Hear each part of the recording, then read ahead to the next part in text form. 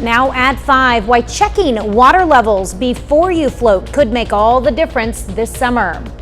Plus, with spring bringing more wildlife into view, why Kansas officials are urging you to look but not touch. President Trump announces an end to Syria sanctions. I'm Torian Small at the White House with more on this policy shift as the president travels through the Middle East. The 4 states' most watched news starts now. With warmer temperatures and Memorial Day weekend around the corner, more people in the 4 states will be heading to the water. This is KOAM News at 5. I'm Tanya Bach. Between Elk River and Shoal Creek, Southwest Missouri is a popular destination for those hoping to have fun in the water. Both waterways draw thousands of visitors, whether it's float trips or kayaking. But before you get in, first responders want to remind you to keep safety in mind. The Reddings Mill Fire Protection District has a water gauge on Shoal Creek with its readings available online. They say being aware of water conditions is an important factor in staying safe. There's a lot of opportunity to incorporate safety into your day on the water.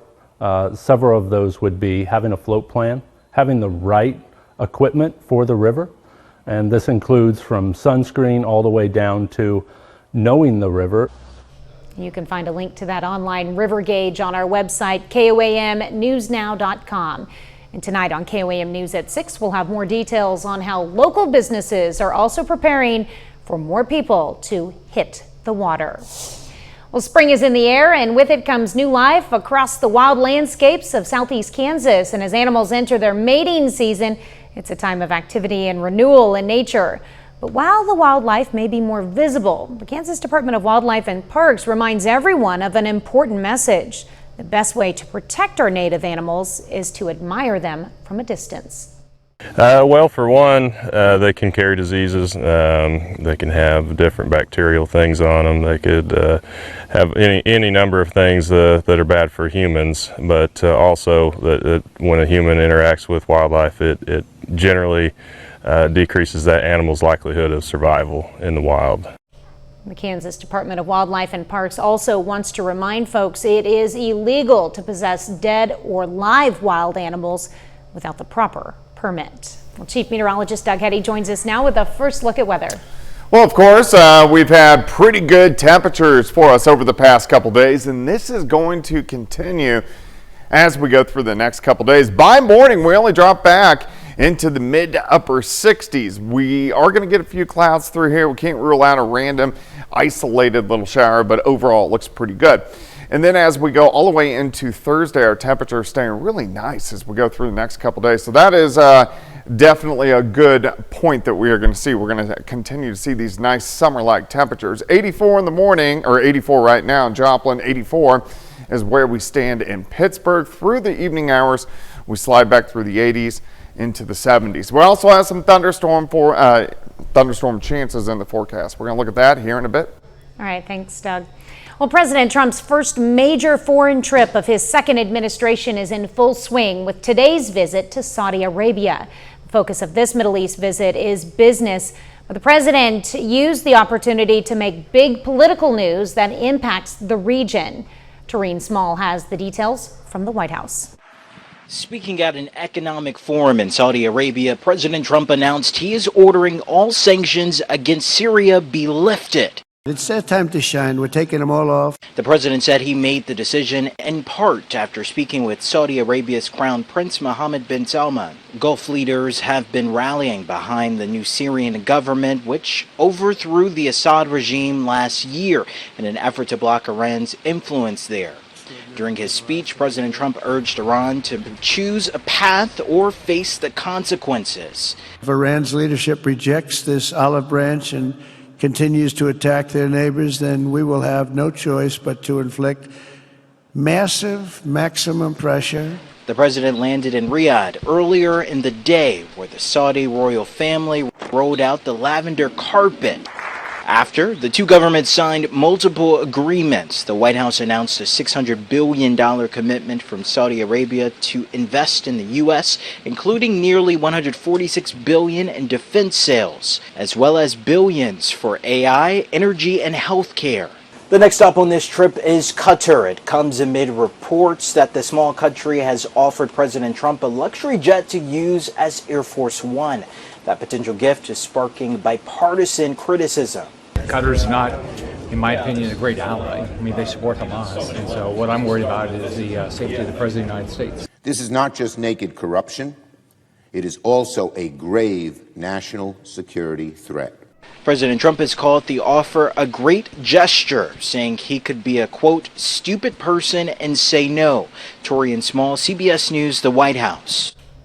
Well, Senate Minority Leader Chuck Schumer announced he is putting a hold on all political appointees to the Department of Justice until Congress gets more information about the Plain proposal. He also called on Attorney General Pam Bondi to testify before lawmakers to explain why the gift does not violate any ethics law or emoluments clause, which prohibits government officials from accepting compensation from a foreign state without the approval of Congress. Well, the student accused of opening fire at a Florida State University will remain in jail with no bond. Phoenix Eichner appeared before a judge via video from jail today. The 20-year-old is accused of killing 2 people and injuring 6 others last month on the Tallahassee campus. The judge also ordered him to have no contact with victims' families. You can't call, write, text, email, can't contact on social media, and you can't ask anyone to contact those individuals for you. The judge approved the appointment of 2 public offenders for the alleged gunman. Eichner, who was wounded during the attack, faces 2 counts of first-degree murder and 7 counts of attempted first-degree murder. Still ahead, screen time fears. What parents are most concerned about when it comes to their children's screen time. I'm Cristian Benavides with what a new survey found. But first, the number of children living in a household of substance abuse is on the rise. The shocking numbers and the health dangers for the kids. Topping today's Health Watch, 1 in 4 children in the U.S. are living with at least one parent with a substance use disorder. A study published in JAMA finds the most common substance use disorders are alcohol, cannabis, and prescription drugs. 19 million children live in homes with substance abuse issues, and those children are more likely to develop physical and mental health problems as a result. Hunger and poor health are rising among people relying on federal food assistance.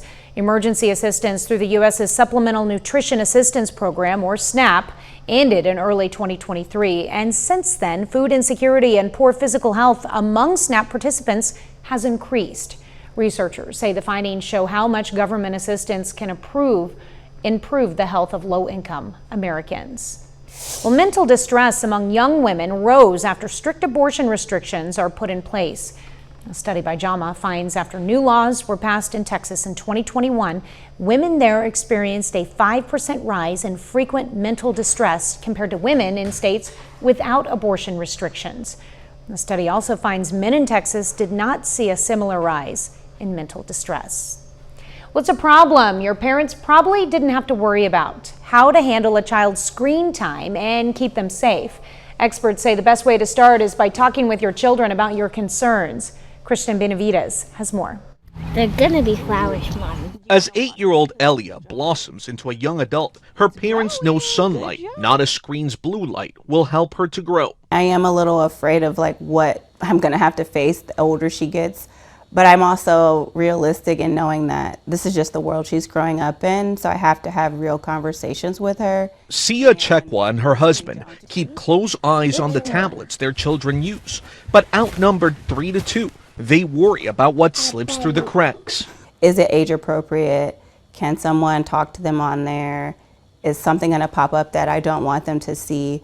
Those are our biggest concerns. That's a concern shared by many parents. According to the Kids Mental Health Foundation, the top fears parents have around screen time are privacy and safety concerns, exposure to misinformation, and not socializing in person. We know that kids that spend more than 3 hours on social media a day have higher risk of things like depression and anxiety. Ariana Howitt is the foundation's executive clinical director. She recommends explaining time limits and potential consequences ahead of time. Kids, their brains are developing. We cannot expect them to set their own boundaries. Kids are not going to put their phone away on their own. 8 in 10 parents say they actively do something to manage screen time. The checklist set time limits. They also get help from Elia, who keeps tabs on what her little brothers are watching. When you're busy with work and you're running around making dinner and all those things, just making sure that everyone's on the same page in the household, I think is important. Keeping the family on the same page as the kids travel the digital world. Cristian Benavides, CBS News, Miami. For parents who set screen time boundaries, they say setting a time limit works the best, followed by encouraging offline hobbies and using parental control apps. Well, still ahead, the latest inflation report. Another cooling inflation report. I'm Kelly O'Grady with why analysts are still watching and waiting. Plus, our temperatures warming up even a little bit more on Wednesday. We're going to look at that coming. Well, of course, it turned out to be a nice Tuesday for us today. Temperatures pretty good across the region. We are only going to drop back into the upper 60s later on tonight, so it's going to be a nice night on tap for us. And as we go into the daytime hours, even a little bit warmer for us tomorrow. Southerly winds are going to pick up just a little bit, but we're going to go into lower 80s by the time the noon hour rolls around. I think most of us 86, 87, 88 degrees for afternoon highs, so it's going to feel like late May into June across the region. Heading into tomorrow night, a few little clouds kind of skirting through, but look at this. We only drop back to about 71 or 72 degrees, so it stays fairly mild. Heading into Thursday, a very slight chance of random shower or thunder shower could develop in our southern counties. I think most of us will stay dry. Temperatures once again into the mid 80s for afternoon highs, and then heading into Friday morning, we only drop back into lower 60s. So your Wednesday day planner, 69 to start, 84 by noon, high temp right around 88 degrees. It looks great right now. Great shot of the Indigo Sky Casino and Resort. Pretty much clear skies just outside of Seneca, Missouri. It's 83 in Stockton, 86 in Anderson, 87 in Miami. Chanute is sitting at 84 degrees through the evening. Slide back through the 80s, 70s, eventually into the upper 60s later on tonight. But the winds pick up a little bit on our Wednesday. We're going to have southerly winds kind of gusting 15, maybe 20, not super windy, but breezy. And then those wind gusts kind of 20 to 30 miles per hour heading into Thursday, and then by Thursday afternoon, they'll come down just a little bit. Still this storm system area of low pressure out across the eastern third of the country, but we are keeping our eyes on our next storm system building into the Pacific Northwest, and that will change our weather up as we go toward the weekend. We're going to have to introduce some at least strong thunderstorms, maybe a severe threat. So this is going to be Friday from our general region east. Saturday, we're kind of on the northern extent. Sunday, it expands through Kansas, Oklahoma, Texas, and then into Missouri and also Arkansas. Monday, kind of the exact same spot. Tuesday starts to shift off toward the east, so I think our highest chance to get some strong to severe thunderstorms will actually occur on Sunday and also on Monday, something we want to keep our eyes on. Here's Friday. Thunderstorms kind of get going on top of us and then push east. Saturday, a lot of questions. How far south will this front sink? If it kind of stalls out in our southern counties, we will get some pop-up thunderstorms. We're going to be capped out across Kansas and Oklahoma, so we'll have to see if it can get through that cap. Showers, thunderstorms Saturday night and then into Sunday. Sunday we'll start with thunderstorms and then a higher severe threat once again, trying to push in late in the day on Sunday. So a lot to watch heading toward the weekend. 88 for us on Wednesday, 84 on Thursday. Very slight chance for a storm. Pop-up thunderstorms Friday, Saturday. A little more organized on Sunday and Monday. Temperatures staying pretty good all the way through the period. Yeah, 80s, which it could be much hotter than that this time. So yeah, really it's above normal though, so we're above normal. Yeah, okay. Nice though. Yep. All right, thanks, Doug. Well, coming up, inflation cools for the third straight month in April. What that means for prices at the grocery store. Topping today's Consumer Watch, overall good news for inflation, cooling for a third straight month in April. Egg prices finally falling helped lower grocery costs, but housing costs remain stubbornly high. As Kelly O'Grady reports, some analysts are still watching and waiting for the impact of tariffs. That money in your pocket may be able to stretch a little further. The Consumer Price Index report shows the annual inflation rate came in at 2.3% for April, down slightly from March and the lowest level since February of 2021. But on a monthly basis, price growth sped up slightly after a drop in March. The Bureau of Labor Statistics says stubborn housing costs were a major driver of inflation last month, and prices for electricity and natural gas drifted up too. But tucked into that April data, some long-awaited relief at the supermarket. So here is our paycheck. Families that have been carefully budgeting their food expenses are seeing grocery prices down 0.4% from March to April, and eggs dropped almost 13%. Still, uncertainty remains. Many businesses and consumers don't really know what to expect. Bank rate analyst Sarah Foster says we have yet to see the full effect of President Trump's tariffs, which had climbed to 145% on goods from China. Now they're temporarily lowered to 30%. I think really the big question here is how long it's going to take for a lot of this messiness to ease out. Some shoppers have been playing it safe. If there's good deals, I'm stocking up on those right now. Cooling inflation and a strong labor market would typically be prime conditions for the Federal Reserve to make an interest rate cut, but the Fed has said it is not inclined to make a move until it gets a more clear picture on the tariffs' impact. Kelly O'Grady, CBS News, New York. Well, the Fed's next decision on interest rates is expected at its June meeting, with economists closely watching how tariffs impact consumer prices in the coming weeks. Memorial Day is less than 2 weeks away, and AAA is predicting another record-breaking travel weekend. More than 45 million people are expected to trek at least 50 miles away from home. The bulk, a new high of 39 million, will hit the roads. Currently, average regular unleaded gas prices are down nearly 50 cents per gallon compared to this time last year. That's according to AAA. Airports are also expected to see a 2% jump in flyers over last Memorial Day. McDonald's is planning a big hiring spree this summer. U.S. Labor Secretary Lori Chavez de Remer was there as the fast food giant announced it wants to beef up its workforce by up to 375,000 employees. The company says new jobs will be permanent positions and says the uptick in hiring accounts for high turnover during the summer months. Well, final check of the forecast is next. Up next on the CBS Evening News and tonight's Eye on America, the focus is on a Colorado community and the art of reinvention.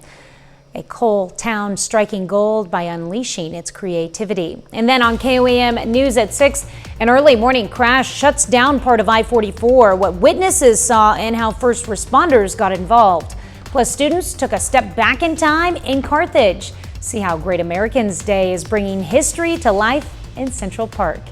And Mount Vernon and Diamond High School softball square off in a district championship game. Stay with us for the CBS Evening News and then KOAM News at 6. Well, today marks what has to be the oddest national day you might have ever heard of. It's National Frog Jumping Day.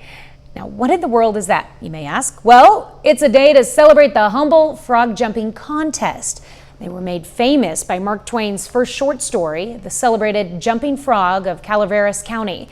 That's still where the most famous event takes place, part of a fair in Calaveras County, California. That's not the only location where frog jumping contests happen.